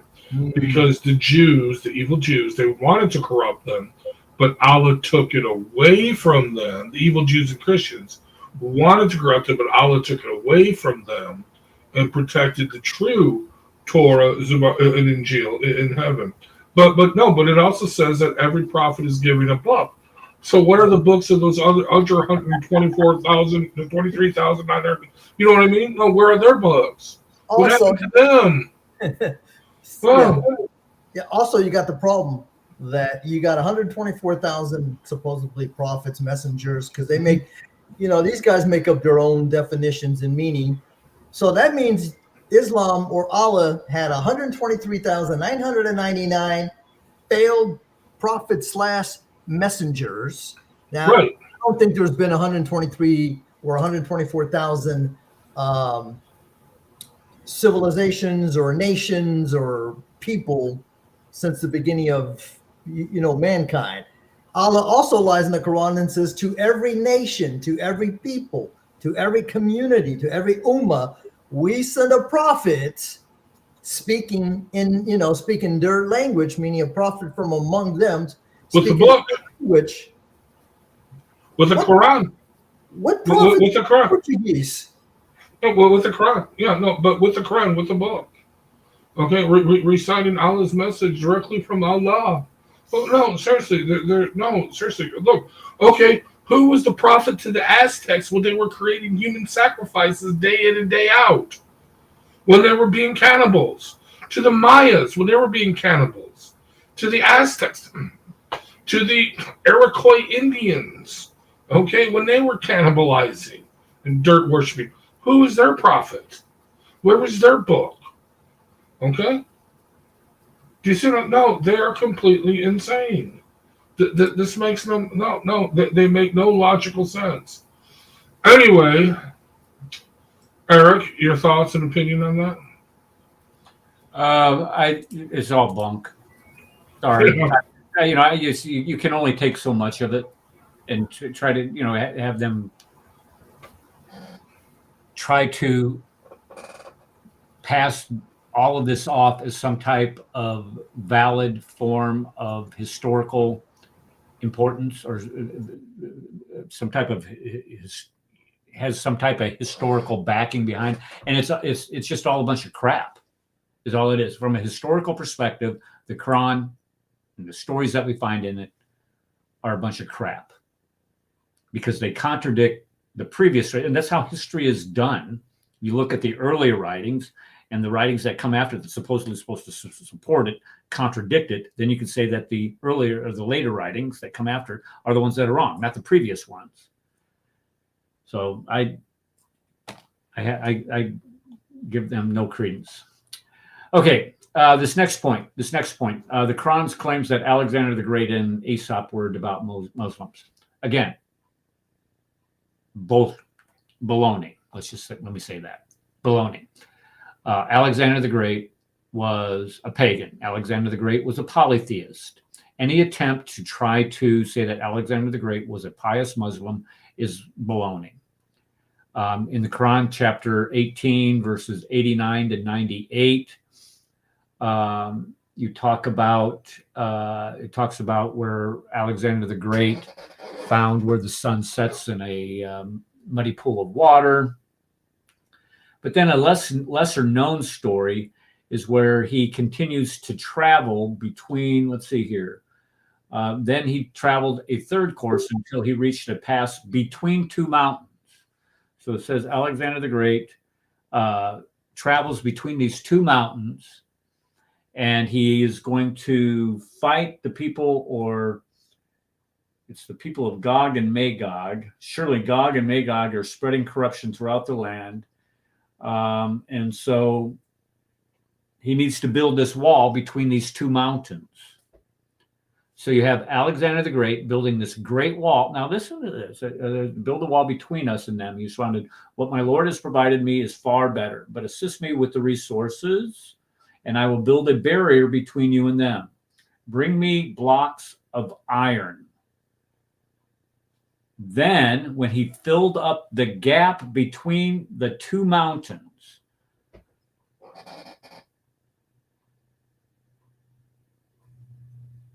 so Alexander the Great is going to block Gog and Magog from attacking, and he's going to build this wall made out of iron between two mountains. He's building a wall between two mountains.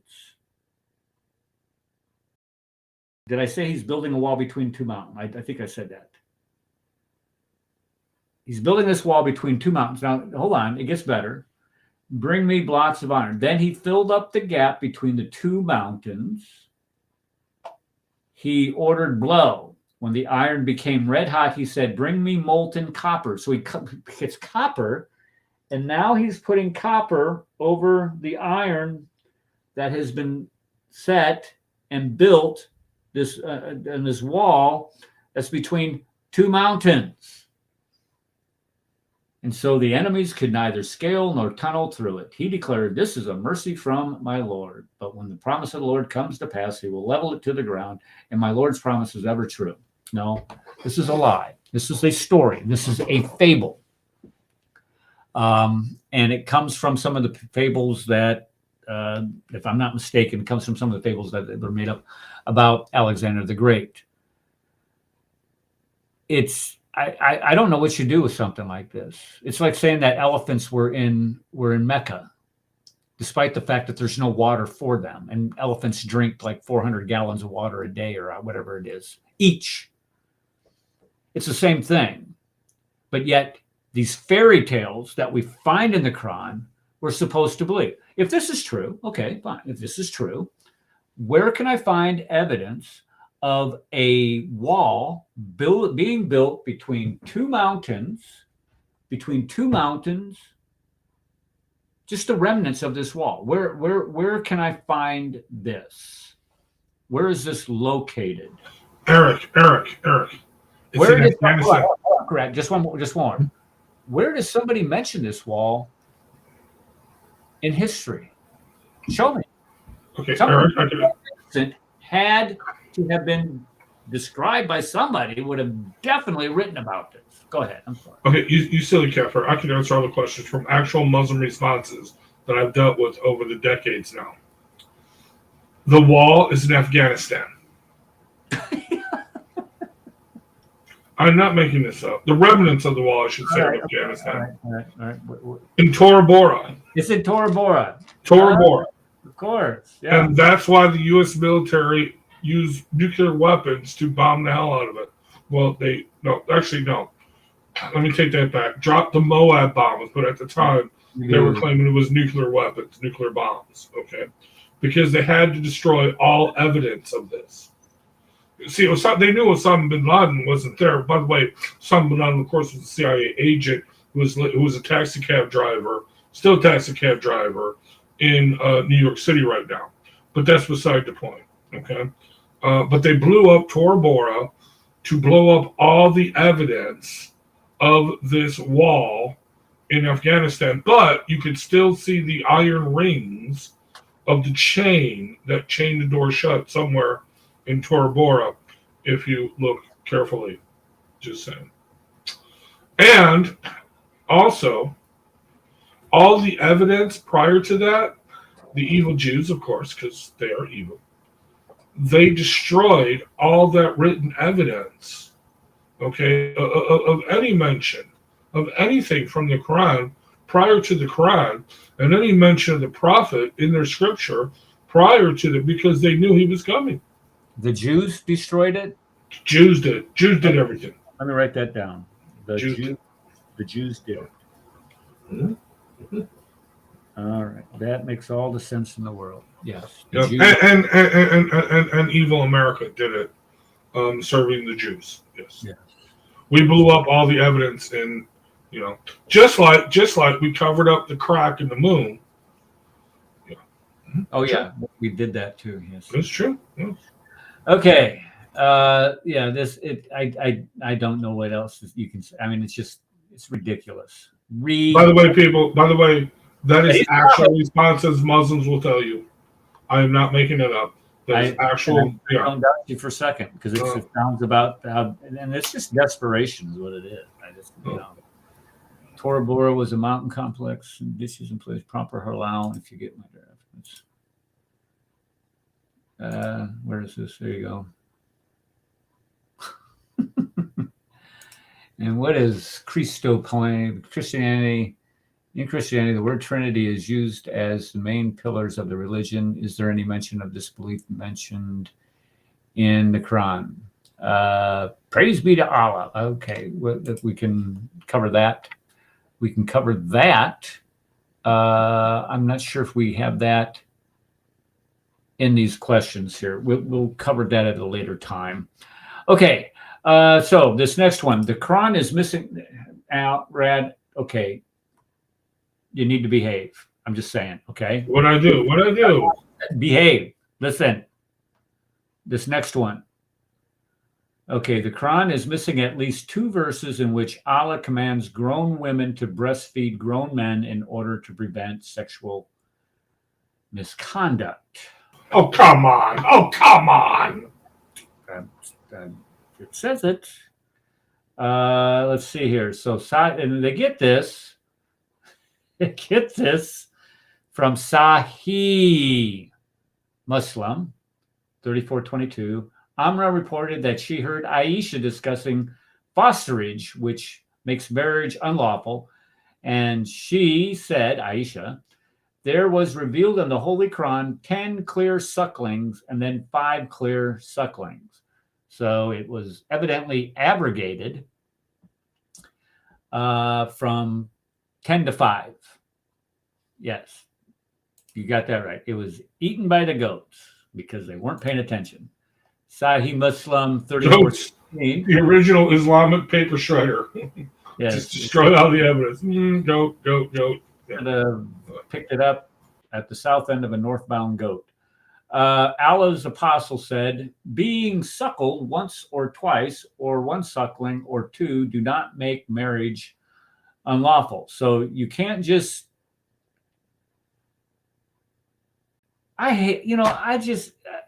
every time you start talking about this garbage, it just disgusts you and it makes you feel dirty, filthy. But here it is. Okay. Being suckled once, or you can't just suck once or twice. That doesn't do it according to Allah, the God of the universe. If you truly want to avoid, what is this called? Fosterage. If you truly want to please Allah, to keep this, you have to do it at least 5 times. Only 5? Only 5. That's what it's saying. A grown woman has to take her breast stick it in the mouth of somebody that is not her husband 5 times in order to minimize, marginalize, do away with any type of sexual tension that might be. But only 5 times. But only 5. Not It 6 used to be times. 10. In the good old days, it was 10. Oh. But now, not to 10. Now, I don't know about you guys, but I'm just saying. Life is like a box of boobies. You never know what you're going to get until you open up the boobie. But I'm just saying, 5 times seems a little bit cruel to the man who's sucking up. Because, come on. It's like Pringles. You can't just have 5 Pringles. I'm just saying. I know. See, this Allah is cruel. This Allah is cruel. Okay, Only 5 times? Here's one. Here's one from Sunan Ibn Majah, 1944. It was narrated that Aisha said the verse of stoning and of breastfeeding adult 10 times was revealed, and the paper was with me under my pillow. When the messenger of Allah died, we were preoccupied with his death, and a tame sheep came in and ate it. Okay, and then you got Muwatta of Imam Malik. I don't even know what this is. The Mutawa of Ibn al-Malik. I actually have that. I actually have that book. Okay. Said Fatima bint Umar ibn al-Khattab for her to suckle him 10 times so he could come in to see her. She did it. Dude! She did. Could you imagine that? She did You it. go over to your friend's house. So he used to come and see her. Come in and see her. Put suck on your boobs 10 times. It'll be 10 times. I You don't know? Has it ever been demonstrated? Do we have anything from 7th century Arab culture where this was done? I mean, this would be a great question for an AI. Wait, Islam. Let's okay. I hate delving into sexual practices of Muslims, but okay. So in Islam, you can marry up to 4 of your 9-year-old first cousins and have sex with them. You can divorce them by just saying talaq, or whatever the word is, 3 times, and then you can pass that 9-year-old cousin, okay, onto your other uncle's son, whatever, or second cousin, whatever, twice 3, whatever, okay, your brother, whatever, and then he can have sex with her, and then you can take her back and make her your wife and have sex with her again. Then you can have up to how many sex slaves? It don't matter, right? And now you can go over to your best friend's house, your best friend's house, and say, "Hey, is Johnny home? Oh, I can't enter the house until you let me suck on your boobs 10 times." Okay, here you go. And that's perfectly normal to the. Seriously, this is not just dude. This is the ultimate death in sex cult. I mean, seriously, this puts David Koresh to shame. This honestly puts them all to shame. And this thing has lasted, and they still practice this, and they still believe in this. I look at what Call Me Mom says here. Does the husband come in and see this? If you're the husband, do you get to watch this? Or I'm sure. I'm sure. And wait for it to get done, or you know. Hey, let me watch Jimbo here suck on my wife's boobies. I know that's okay. Okay, here is another narration from this Al-Mutawata guy. Let's see here.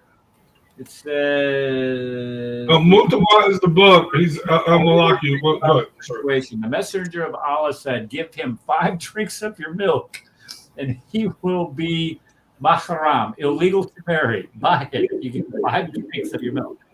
He then saw him as a foster son. This is what Aisha, Al-Muma, mother of the believers, took that as a precedent for whatever men she wanted to be able to come to see her. she gets her sister. She ordered her sister. Wow.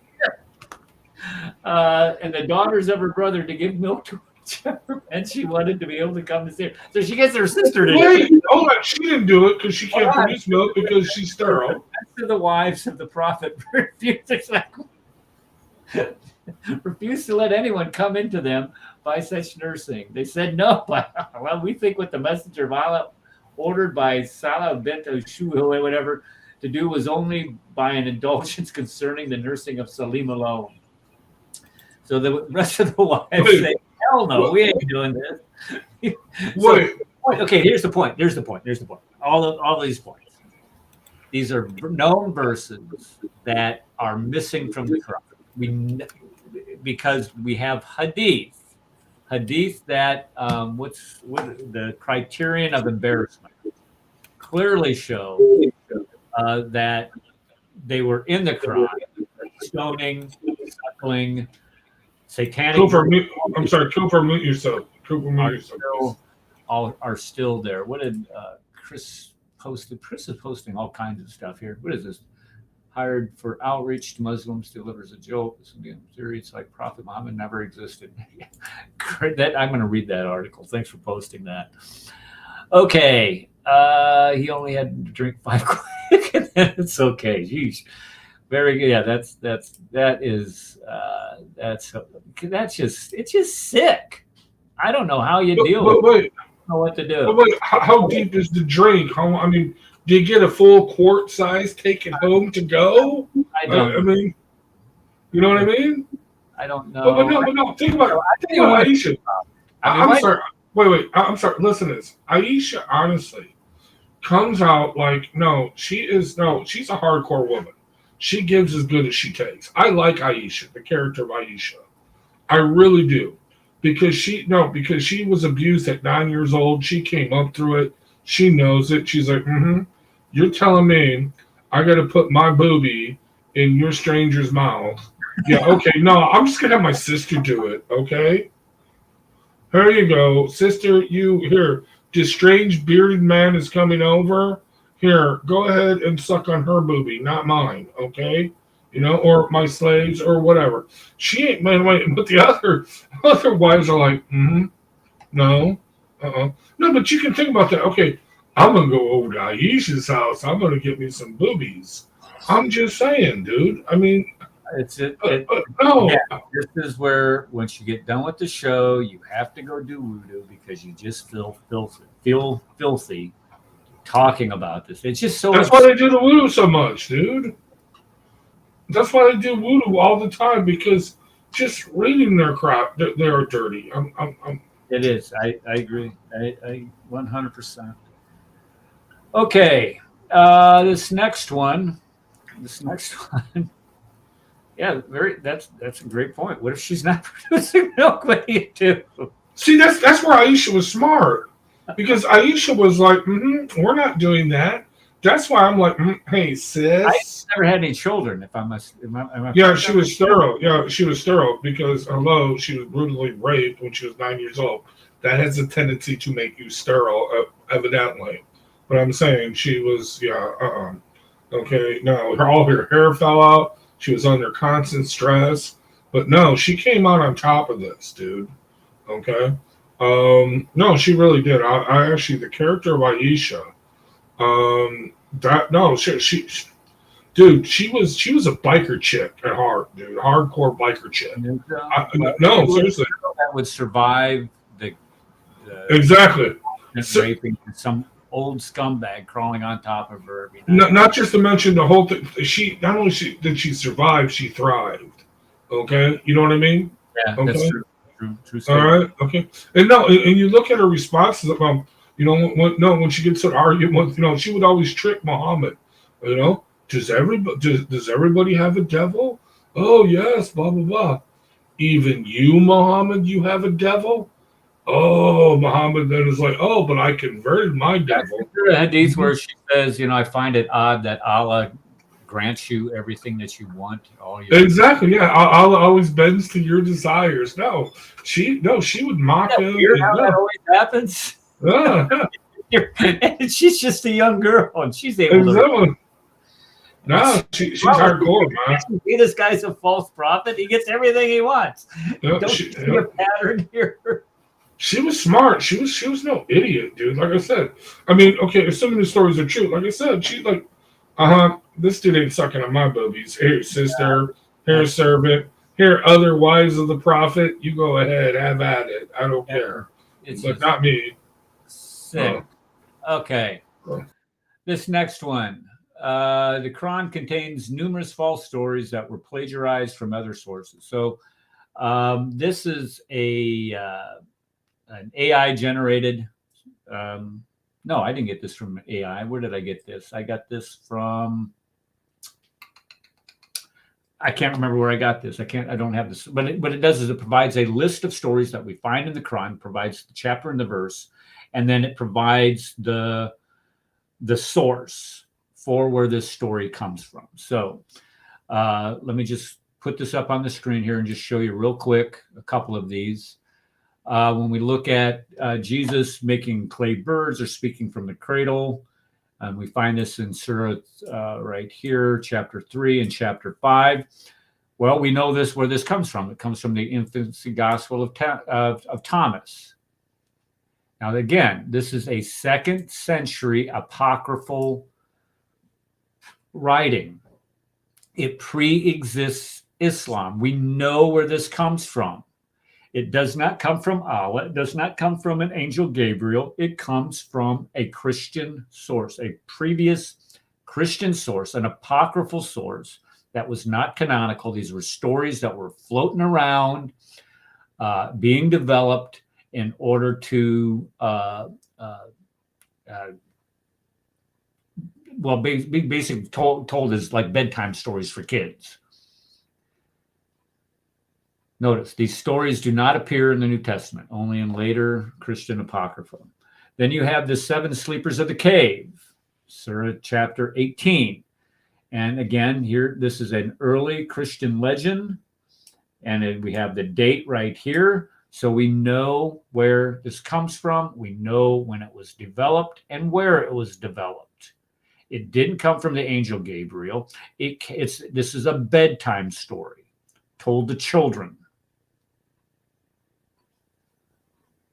We just talked about Alexander the Great, Dua al-Qarnayn, and that comes from a previous source about Alexander the Great, where he goes and finds the sun setting in a muddy pool of water, where he goes and builds this wall made out of iron and copper in between 2 mountains. We know where it comes from. We have the sources. It doesn't come from an angel. It does not come from Allah. These are stories that Muhammad was retelling and turning them and trying to turn them into some type of revelation. Herat and Marot. I don't even know what this story is about, to be honest with you. But it's in chapter 2, verse 102, and it comes from the Jewish Talmud. And we have the source right here. Here's the source. So this is the story of angels descending, sinning, teaching forbidden knowledge, and this is pre-Islamic Jewish lore. It's exactly what it is. The bird revival miracle, here again, in Surah 2. It comes from the Mishnah, Sanhedrin 10.1, from your Midrashic traditions. These are commentaries on Jewish law, and these exist. Bird revival miracle. What is that? I don't know. The which one? Bird revival. I'm not sure either. Let's take a look. Well, no, I know there's a story. Well, it's in Apocrypha stuff. Well, not even Apocrypha, just all radical stuff. And it's in the Quran where Jesus blew into clay birds and brought them to life. No, that's different. That's not what it is? Okay. This is Abraham. Okay. Abraham 2:60. Wow, This is up here. So what does it say? Go. Let me share this. Share screen. Here we are. Share. Ba-boom. Okay, so 2:260 says, and mention when Abraham said, "My Lord, show me how you give life to the dead." And Allah said, "Have you not believed?" He said, "Yes, but I ask only that my heart may be satisfied." Allah said, "Take 4 birds and commit them to yourself. Then, after slaughtering them, put them each on a hill, a portion of them, then call them. They will come flying to you in haste. And know that Allah is exalted and mighty and wise." Okay, so you have that is being retold from Midrash Sanhedrin 10.1. And there's another Midrash Sanhedrin 9.5 that talks about a raven burying another raven. So it's supposed to show Cain. Oh, right, yeah. His body. So it's another Midrash that is just being retold. Okay, so I'm totally stupid. But I wanted to comment on something because I thought this was about the biblical, the Quranic stories of Jesus. 1, he speaks from the womb. 2, he brings a clay bird to life. Now think about this. This is a child, well, unborn child, first of all, speaking from the womb. In 1st century Judea, what do you think would have happened to Mary and that unborn child if a child started speaking from the womb? She would have been condemned as a witch. And that would have been over real quick. You know what I mean? Or unless you want to claim that, the Lord would hide the child, which, okay, then you can go to, yes, the Lord did take Mary and hid them, but they were hid under great persecution and turmoil and trauma and went to Egypt. You know what I mean? Okay?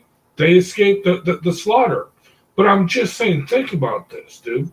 All these so-called miraculous things of the baby Jesus they get from the heretical workings, that would have meant an instant death sentence. Okay?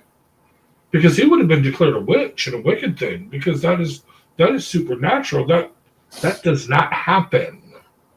You know what I mean?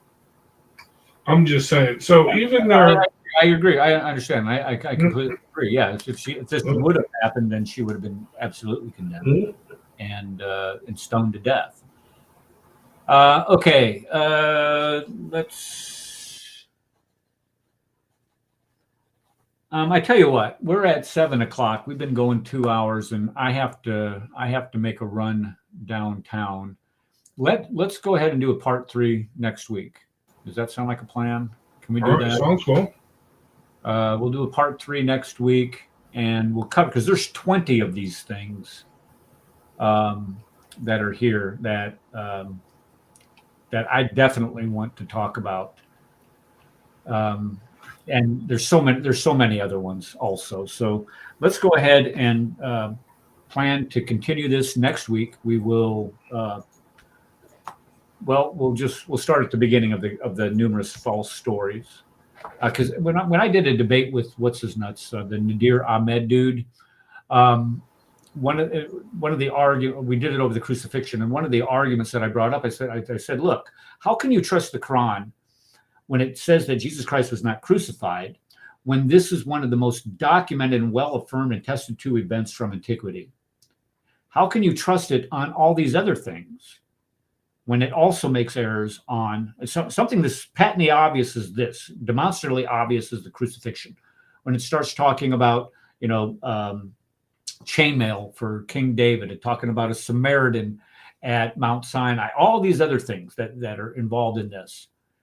And this is something that we need to go through and piece through and clearly show that there's no way that, number one, Muhammad was a prophet. Number two, that the Quran is from God. All it is like I said before, it's just a retelling of a bunch of old stories gathered up and passed off as some sort of divine revelation by this warlord. Yes, Shepherd's Hook asking, are we going to be here next Wednesday at 5 p.m. Central Standard Time? I am fairly certain we are here next Wednesday because we have, yes, well, I'm going to be here next Wednesday. Next Wednesday, 5 p.m. Central Standard Time. Whack. Next Wednesday the 17th. The Wednesday after that is Christmas Eve. We won't be here Christmas Eve or New Year's Eve. As a matter of fact, I'm going to be out of town probably both of those. Well, I know New Year's Eve we're out of town. I'm not sure about Christmas Eve. Thank you, Shepherd Hooks. She said. I'll mark it. Very good. Looking forward to seeing you here. You know, what I do also, if you guys want me to, you can send me an email. Let me pop my email here back in the chat. I can send you, there we go. I can send you the link to the StreamYard. If you guys want to come up on, I have no, as a matter of fact, I would enjoy having your coming up on panel and commenting on panel live. Yeah, that's what makes the show fun, is because we get to talk and interact with people. And I've seen some new, this up the ziggurat guy. What is the thinky lickety split guy? That guy's hilarious. And this Christo 853. You know, you guys have been in chat the whole time, and I appreciate that. And if you guys ever want to come up on panel, I need to start pinning that also. We need to go to. We need to cancel this and go to StreamYard. I'm sorry, this program. And I'm thinking too. I'm agreeing with you on that. But if we go to StreamYard, you know, the bad thing about StreamYard is that we would not be able to have videos. No, how old was Joseph? How old was Joseph? We wouldn't be able to do. Actually, no, that's wrong. We could have those videos, and we could actually tag them and name them. With this stupid thing, you don't know what the hell you're getting. All right. No, StreamYard was much better. But no, here's the grip on StreamYard. Okay, you sign up for a month in their premium thing, and then you cancel, and then they offer it to you for $9.95 a year. Okay, and then you know what I mean. I'm gonna we'll talk offline. We'll do something. Right. We'll try to do something. I be honest with you, I've gotten used to the Streamlabs. Is that what this is? Streamlabs. This sucks. I hate it, dude. It's because you can't. Well, you hate it. I know why you hate it, because you can't come in here and just take over the show and run everything. I know that's you don't have complete autonomy like you do. Part of the problem. Yeah, I can't kick you out. That's why. Wait, can I hide you on that? Oh, wait. Yes, I can. Ha ha! I can hide you on stream. Okay, I've now taken over. Eric is gone. Whoops. So much for that, Eric. I totally just kicked you off your own stream. No, but what I hate about it is I can't kill the stream. I can't mute people. And the whole video thing sucks. Okay, because most of them come up unknown. Okay, you can't label it. You can't upload your own sound effects. You can't. No, this thing sucks. It's garbage. All right. Okay. Hey, fine. All right, guys. Again, thank you. God bless everybody for coming. I really appreciate it. It's a lot of fun seeing your comments in the chat, and it's even funner. That's a word. That was great. Thank you all for joining us. Sorry we didn't. We got to get better at posting comments on stream and interacting with them, because I have noticed the comments are like really funny interacting, but we just don't. You know what I mean? We just got to get better at that. Sorry, guys. We really got to get better at that. Yeah. So. Oh, there's Miss Connie. Connie, you know what she did? How are you doing? What's Connie doing? She sent me a message today, a text message, asking me about my book. And yes, that you were writing. I looked at it. I'm like, man, I don't want to answer that right now. I haven't done anything with the book. 4 chapters in, last I recall, in your retirement. But now you have to go back to teaching. I know, yeah, but that's going to end soon too. All right, so I really got to run. All right, again, everybody, thank you for coming, and we will see you next week, next Wednesday, 5 p.m. Central Standard Time on the Crossing the Crescent discussion group. God bless you. God bless you. Advanced student and specialist, that the standard narrative as wholes. That's what I'm.